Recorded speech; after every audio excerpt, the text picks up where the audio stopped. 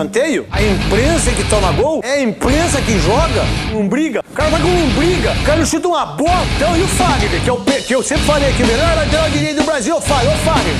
O cantor, né? Porque você é um mascarado do caramba, né? Você tá uma perna danada, não dá entrevista mais pra ninguém, papapá. E você, Guilherme Arana? Comigo não tem esse negócio. É hoje. O que vai acontecer no domingo contra o Palmeiras, a obrigação é sua. Vocês não estão jogando nada. Vocês não merecem laranja descascada. Não, Xará.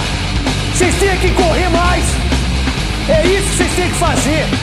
Ainda vocês da imprensa da década de 90, vocês falam pão contra a Ponte Preta, pão de forma, sacanagem. Vocês não correm. Ferruela.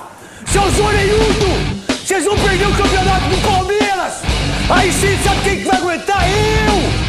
No meu condomínio, esse cabelo de boneca vai me encher o saco! Eu nem com isso! Aí sou eu que vou aguentar! Aí lá no meu condomínio, os caras aí chupam Neto! Eu não jogo mais! Não sou eu que jogo! São vocês! Seus Zé Ruela desgraçados! Eu que tenho que aguentar chegar na Band aqui, o porteiro. E aí, como é que foi? Como é que foi a sua mãe? Sou eu que sou culpado! Eu que perdi o jogo! Zoreiudo! Vocês vão perder o campeonato do Palmeiras! Aí sim, sabe quem que vai aguentar? Eu!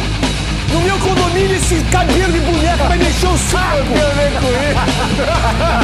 Aí sou eu que vou aguentar! Aí lá no meu condomínio, os caras aí chupam Neto! Eu não jogo mais! Não sou eu que jogo! São vocês! Seus Zé Ruela desgraçados! Eu que tenho que aguentar chegar na Band aqui, o porteiro. E aí, como é que foi? Como é que foi a sua mãe? Sou eu que sou culpado! Eu que perdi o jogo! O que você acha?